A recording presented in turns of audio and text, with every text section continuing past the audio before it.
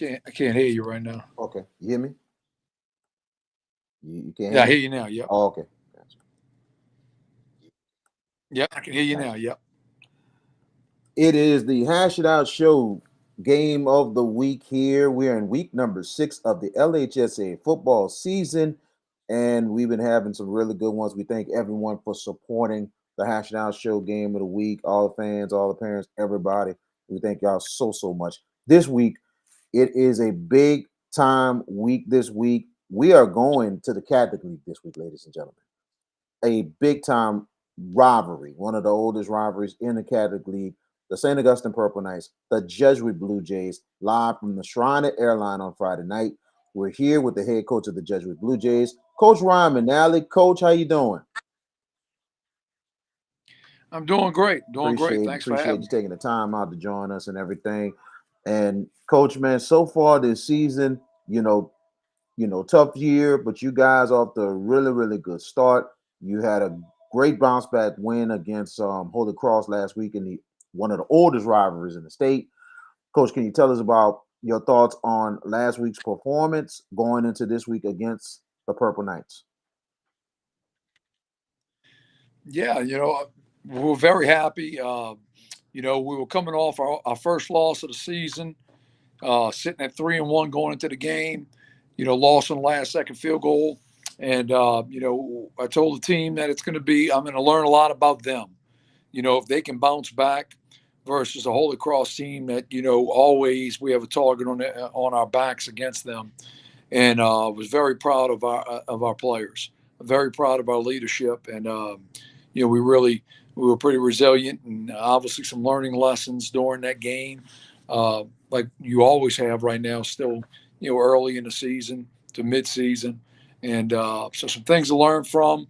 But we were very fortunate to come away with a 2012 win, in our big rivalry game, the 107th game of that matchup with Jesuit Holy Cross. So now we need to find a way to get back focused and refocus on a very talented and well coached St. Augustine team. I think Coach Valdez and his coordinators do a great job. I think they have a skill set that I don't know if I've really seen them have over the last few years. This type of potent offense. Solid on special teams, and aggressive, fast, and physical on defense. So, that Holy Cross game is well past me. I just hope it gets past our kids, where we're getting prepared to play probably a year. And but looking forward to go to practice every day with my guys and my coaches, and go to work, and it's a joy to do, and hopefully we can be successful on Friday night. You played a really tough schedule that has really prepared your team more than anything else to play these games. And Coach Robert Valdez calls this part the gauntlet. And I know you believe it too, that this part of the year that anything goes, especially each week in the Cali League. There's no doubt. I mean, look, we're a team. Yeah, we have had a successful year. We're 4-1. We feel like we are battle tested, but when you play in this league week in, week out, there's injuries that come about, and it started with our senior quarterback guy went through the trenches last year, get with us, and Taylor Norton, and we've been missing him for a few weeks, and we're hoping to get him back this week. But it's a week to week deal. And then you can go on and on from there with different things that happen. Probably not to just us, but just everybody in this league. I just think that this league right now is just the best it's ever been, possibly in the history. When you talk about Carr and Curtis added to the old school Catholic League, and then Warren Easton being as good as they are this year. People compare it to the SEC, and I agree in some ways and I disagree in some ways. Every SEC school looks forward to a bye mid-year. They got a bye week somewhere in there, or they can circle, hey, we 2 weeks away from having an off week to kind of get ourselves back under composure, get our health back, make some adjustments. We don't have that in this league. Every single week we strapping it up, and we have to, battle and go to war each week, and then after them 7 weeks, now you got to survive, and hopefully you advance to the playoffs and move forward. We're 4-1 right now. In our schedule, St. Augustine on Friday, followed by Carr, followed by Curtis, followed by Rummel, folled by Easton. Not many teams in the state want to take on that. But then at the same time, as a competitor and having a program, our kids do embrace that. We have an opportunity to play St. Augustine, one of the top teams in the state this year. We'll have an opportunity to go play Carr, one of the top teams in the nation this year. And then so on and so on. It's good and bad, but yes, it is the gauntlet. Well, talk about your players, Coach Manale, that's really kind of leading the way. We got a couple of great offensive stalwarts, and also talk about your defensive players that has really led the way for the Blue Jays this season. Yeah, I'm happy for the production of. And really, I'm going to talk about, kind of the humility of some of my guys. I have a receiver, Roman Lowry, who's a senior this year, that had well over 1,000 yards last season as a junior, and this season he's there's been times where things have opened up, but there's also times where we don't play nobody that don't have eyes on him, so he's drawing extra attention, and he's sitting mid-year right now with only 200 yards receiving, and he's a very good wide receiver and looking for his first touchdown. Where last year, as I said, well over 1,000 yards, he was well on his way right now at this point last year, and it hasn't happened. But it starts with our receiving core. Roman Lowry is a senior, Jair Burks is a junior. Uh, we have a young guy in Ben Neff playing well for us. We have another receiver that starts, Hayes Mediate, that's a junior, that's doing well for us. Running back position, our leadership there is pretty good. And Gavin Palmisano is a senior. Michael Cerruti's a sophomore that's been stepping up with some good runs. We have a leader, a senior leader in Brock Pruitt that don't get too many opportunities. Gets to play on special teams, but he's a solid running back himself. The quarterback position has been interesting. Taylor Norton came in as our starter, returning starter, against Edie White in week two. Uh, he injured part of his hand, his throwing hand, and we see him in practice, but he's not got the green light. He's hasn't been cleared to play.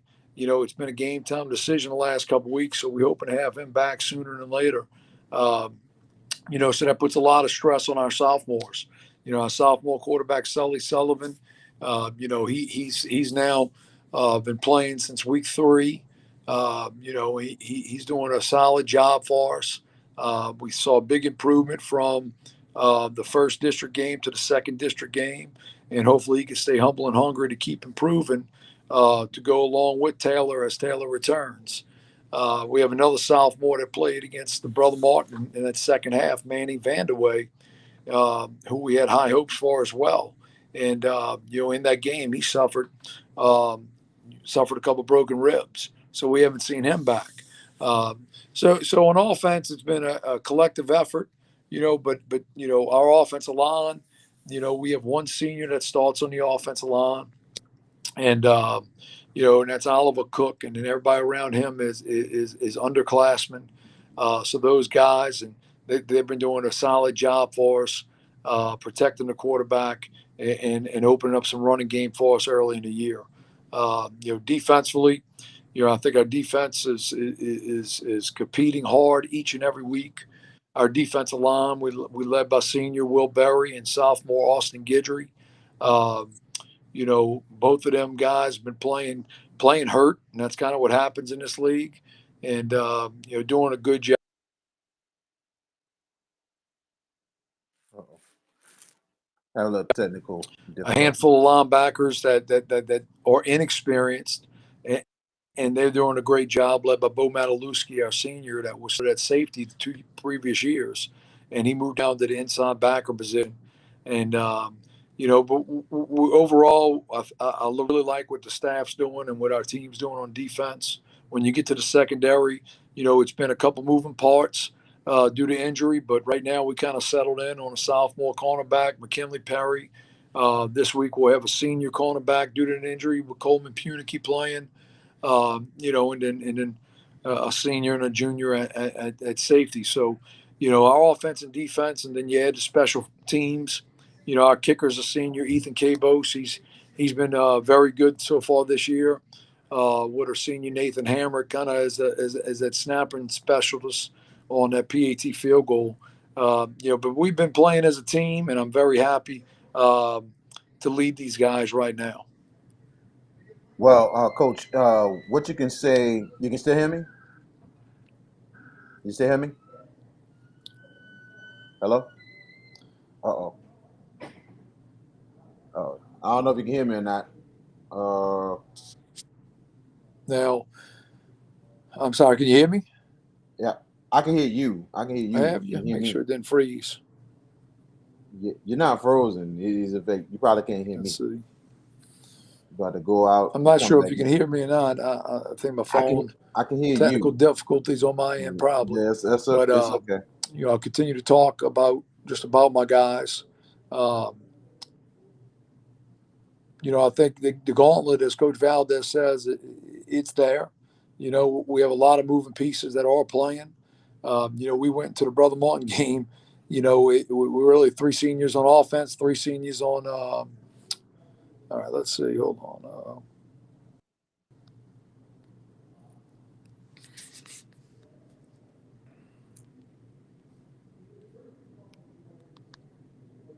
Yeah, we're gonna make a little adjustment right quick. You know, this happens sometimes, but it's okay. You know, we have Coach Ryan Manale live with us right now. Get out. Let's see. Am I back? You hear me? You hear me, Coach? Yeah, I got you. I Okay, don't know what got happened it, got it. on my phone. Awesome, awesome.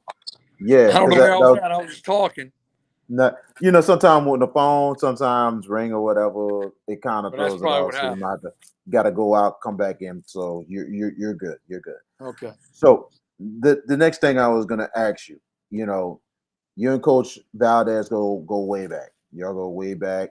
You was a head coach at De La Salle. He was a coach at St. James. Have great respect for one another and everything. And he said that how much of a job you've done and everything and all that stuff. But I know it's great respect for one another between y'all two, but not just that. Talk about the history of this rivalry. You not just the fact not just the fact of your coaching at Jesuit. You've been in the Cat League before, gone to Cat League school. How it is with this history of this St. Aug and Jesuit rivalry. Yeah, I think both teams come to battle, and it's you know, look, St. Aug Jesuit series has been tremendous. It's I could just speak for the last 5 years that I was out here at Jesuit. I think every single game outside of one has come down to the last few minutes in the fourth quarter. Um, I think that um, St. Aug always presents plenty of challenges for us. And I just think that Coach Valdez, as you mentioned, uh, just does a heck of a job. I think he has two tremendous coordinators, and he just adds an element of discipline to them guys.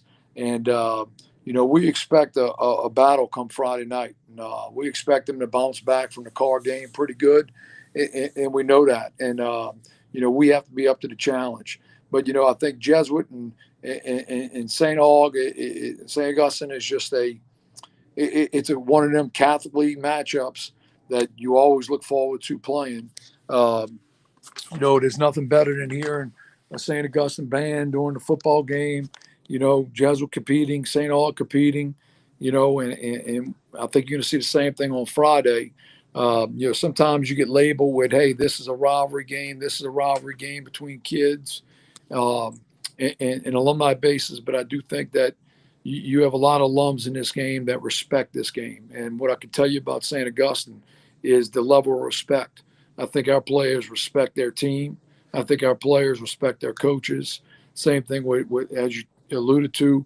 I think the staffs respect each other, and I'm actually looking forward to a clean game where it's not going to be a chippy, personal foul type game. I think it's going to be two teams that do have a lot of respect for each other competing in this league on Friday night. Very, very much agreed. This rivalry goes way back to the late '60s to '70s, when Santa got and people sometimes forget about the 1978 state championship team, the championship game between Jesuit and St. Aug, Elva in the Superdome, one of the first state championships in the Superdome at that time. So a lot of battles between these two teams. And Coach, what do you think about the atmosphere that's going to be on Friday night at your other home away from home at the Shrine at Airline? Yeah, look, I think that I think it should be a good atmosphere. Like we're just fortunate to play on Friday night. Friday night at Gormley was taken, so we go out there to the Shrine to play the last few years. Um, you know, we love playing on Friday night, and that's what it gives us an opportunity to play on Friday night. That way, we're not, we don't lose a day in preparation in this league. So I do think it's going to be a great crowd. I've seen St. Aug's crowd twice this year. It's been tremendous, and it should be because they are a top team in the state. Our crowds have been very good, and I would expect the same as we're having a successful year. And look forward to going there and playing and competing. Really, it don't matter where we play. I think both fan bases travel well, and look forward to kind of an electric atmosphere. Final question: what would it mean to your team if you come out and duke it out and get it done against the Purple Knights? You guys came back in the last minute and got the one on the Purple Knights last season. Yeah, no, I think it's going to be very tough. And, if we're able to stay together, play together, and find a way to win together, it's going to be a great night for the Jays. And then, we'll be one step closer to the playoffs. And that's kind of what I look at right now. I do think the winner of this game is still kind of law for the district in the district race. But look, I'll be honest with you. I mean, it's we go after each other, then we're gonna all play again in the playoffs if you're fortunate to make it. And in the format with only 24 teams going to the playoffs, it's a grind to get there in this district. Because if you can, when you show up on every Friday night, there's no giving whether you're winning or losing, and it don't matter who you play in this league. And so if we're able to pull out a win on Friday night, we'll come back and celebrate it, and it'll be a great job done by our players and staff, and we'll be excited. And if we're on the other side of the stick, we got to get bounced right back, and we got to learn lessons from it. But I think you're going to see a good game on Friday night. This game, it will be huge in itself. The Hash It Out Show this is going to be an honor and a privilege to bring you one of the oldest Catholic League rivalries in the state of Louisiana, St. Augustine Jesuit, Friday night live at the Shrine at Airline. Countdown to kickoff will be at 6:45. The kickoff will be 7 p.m. Myself, George Peppers, and Jared JB Boyd for the call of that ball game in itself. All I'm gonna tell you is this, ladies and gentlemen, be ready, buckle up. It's gonna be a big one out there in Metairie on Friday night. And all I can tell you is this: playoff implications on the line, district implications on the line. Like Coach Manale said, it is going to be a good one. Coach Ryan Manale, thank you so much for joining us. We really appreciate it, and we wish you the best this Friday night against St. Augustine. Thanks for having me. It's great. It's great to have an interview with you.